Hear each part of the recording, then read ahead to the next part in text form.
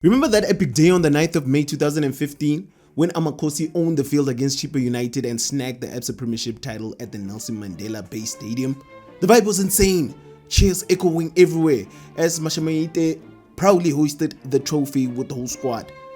Chiefs kicked off the 2014-2015 season on fire, bagged the MTN 8 and cruised through the first 19 league games unbeaten. Little did they know, the wild celebrations marked the end of the major silverware era for Kaizer Chiefs though. Fast forward 8 years and the title drought still hangs over Amakhosi, with the closest miss being the heartbreak of the 2019-2020 season.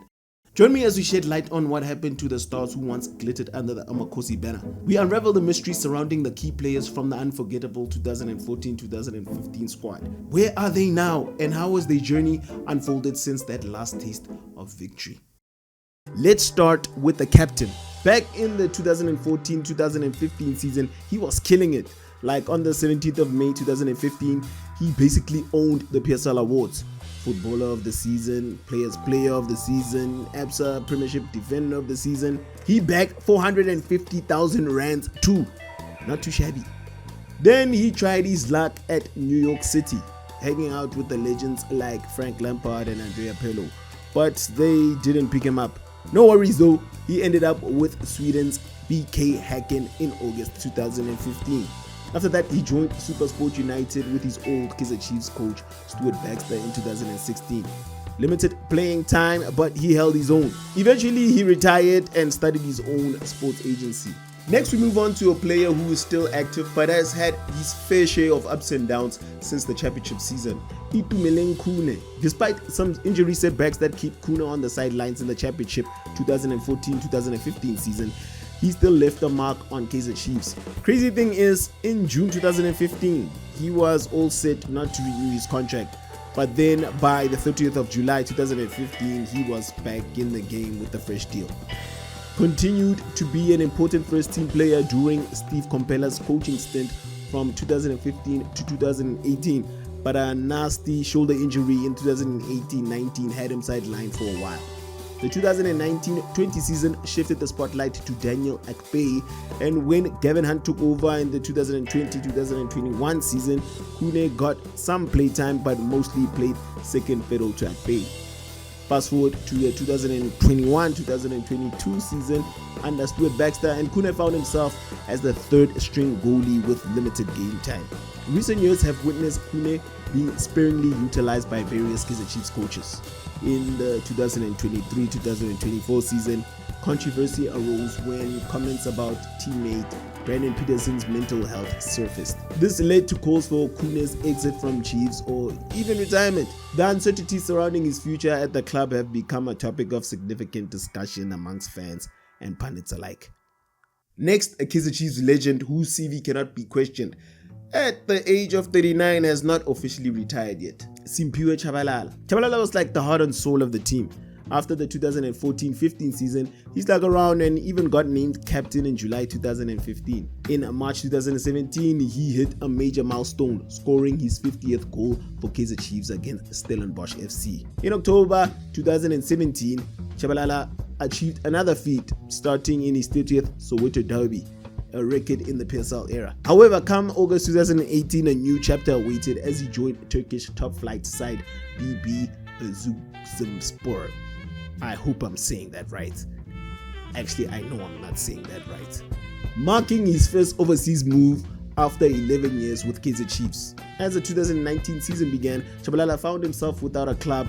His one-year contract with BB Spor left unrenewed after the club's relegation. In October 2020, he signed for AmaZulu, but in a bit of a twist though, he got released in August 2021. Tshabalala is yet to announce his retirement. A player whose status as a professional player has a question mark, as he has not officially retired from football yet. George Levese. After the championship season, he spent a couple of more seasons at Chiefs. Injuries took him out of the game, and he started bumping heads with coach Steve Compella about his spot in the lineup. Then, out of the blue, in August 2017, Mamelodi Sundowns swooped in and grabbed him. Being from Mamelodi, he was all about it, thinking it'd be his time to shine. But plot twist, he only got in 10 games that season. He was loaned to SuperSport in 2019, did a short stint and got the boot from Sundowns in September. He even tried his luck in the United States of America with Colorado Springs Switchbacks in 2020, but COVID travel bans messed that up. So he bounced back to South Africa. In April 2021, he was training with TTM and he signed a short-term gig until the end of the season. Fast forward to 2023. It's about 2 years since he's kicked a ball professionally. But guess what? Homeboy is not just chilling.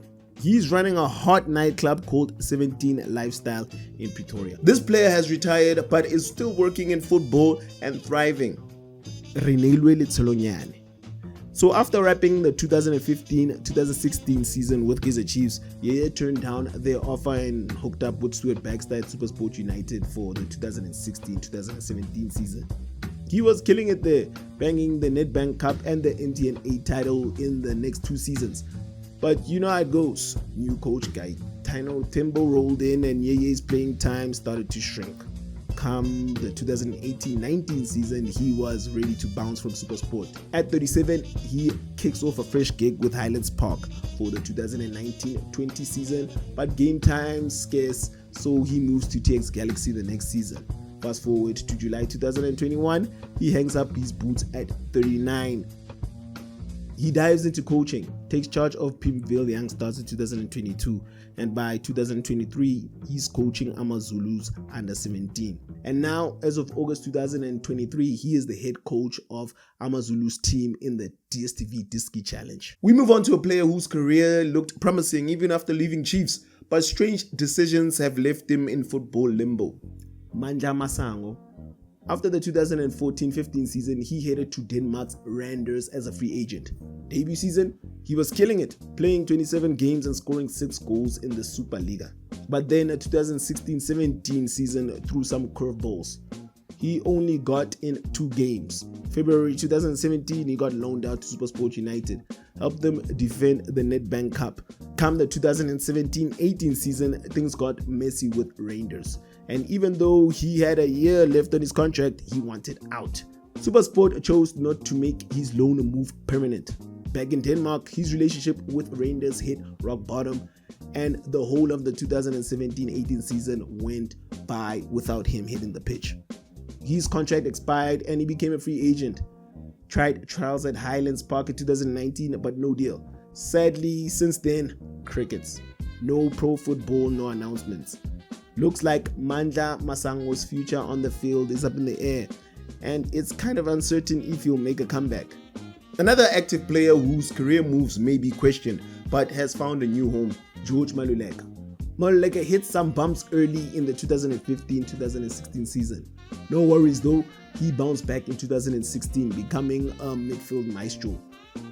He bagged a contract extension with Chiefs until 2020, and everyone was singing his praises as the most creative dude in the midfield. Plot twist, Maluleka signs a pre-contract with Sundowns in March 2020, leading to his official transfer to the Brazilians.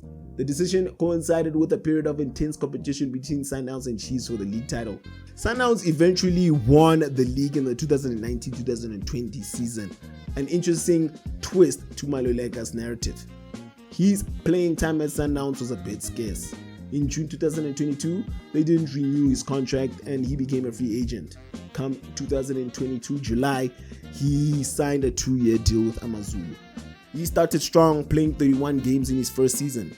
But the 2023-2024 season, it was dialed back a bit, only appearing for 114 minutes in 7 games.